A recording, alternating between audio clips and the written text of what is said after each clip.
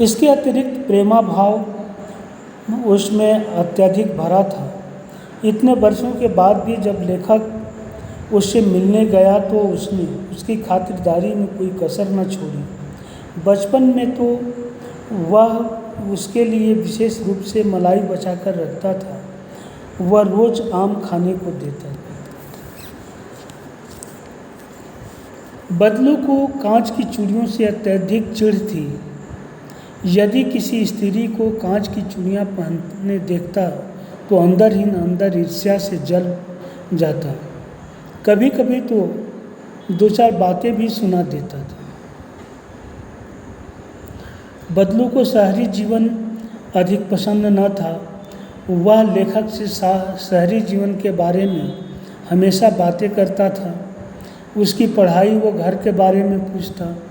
लेखक के उसे यह कहने पर कि शहर में स्त्रियां कांच की चूड़ियाँ पहनती है, वह स्पष्ट रूप से कहता कि शहरों की तो बात ही निराली है।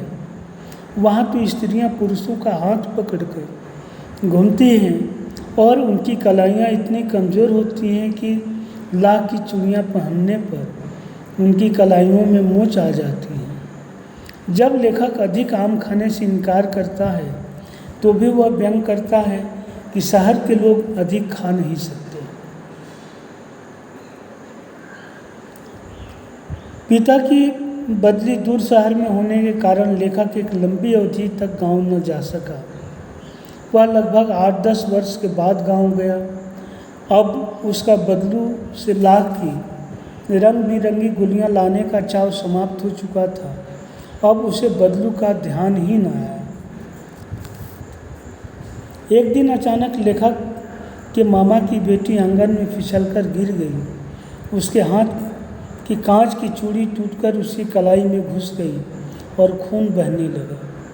लेखक ने उसकी मरहम पट्टी की तो उसे अचानक लाख की चूड़ियाँ बनाने वाले बदलू काका की याद आ गई।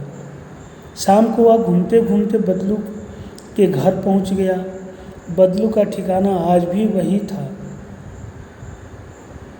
आज भी वह उसी नीम के पेड़ के नीचे चारपाई बिछाकर लेटा था। लेखक द्वारा अपना परिचय देने पर ही उसने लेखक को पहचाना। अब बदलू का शरीर क्षीण हो चुका था।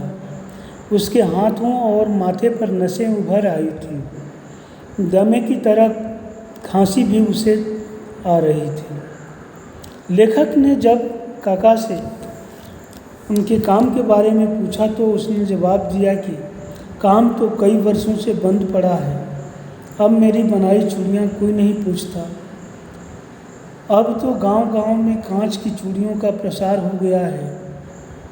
फिर जो सुंदरता कांच की चूड़ियों में होती है वह लाख की चूड़ियों में कहाँ। यह शब्द कहते कहते लग रहा था कि काका के अंतर मन में कोई व्यथा घर कर गई हो जिसे वह शब्दों के आवरण से ढकना चाहता था। लेकिन यह दुख छिपाए न छिप सका कि लाख की चूड़ियों का कारोबार बंद होने से बदलू काका अंदर ही अंदर डूब चुका था। बदलू काका ने अपने काम के बंद हो जाने के बारे में लेखक को बताया तो साथ ही यह भी कहा कि आजकल मशीन का युग है। सभी काम मशीन से होते हैं। यहाँ तक कि खेत भी मशीनों से जोते जाते हैं। मशीनी कांच की चूड़ियाँ भी लाख की चूड़ियों से अधिक सुंदर होती है। उसका यह कहना कि मशीनी युग ने कितने हाथ काट दिए लेखक को सोचने पर मजबूर कर देता है, क्योंकि यह सत्य है।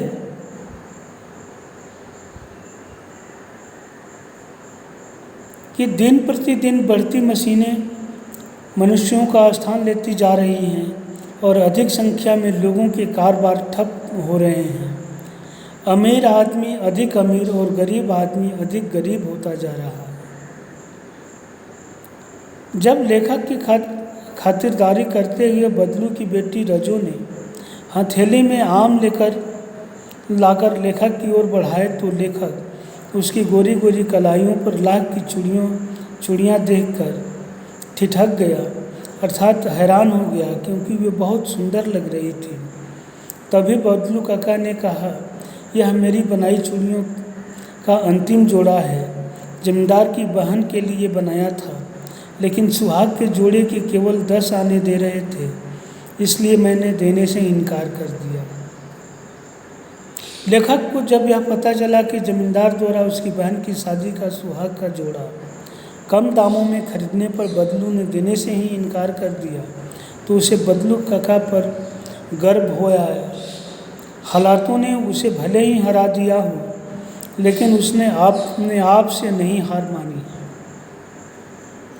उसका व्यक्तित्व कांच की चूड़ियों की भांति टूटने वाला नहीं है, वह तो स्वाभिमानी है। तभी तो चूड़ियों के जोड़े को कम दामों में बेचकर उसने अपने नियम को नहीं तोड़ा, भले ही जोड़ा न बिका। और इस तरह से यह पाठ समाप्त होता है और इसके साथ ही इसका PDF भी भेज रहे हैं। धन्यवाद।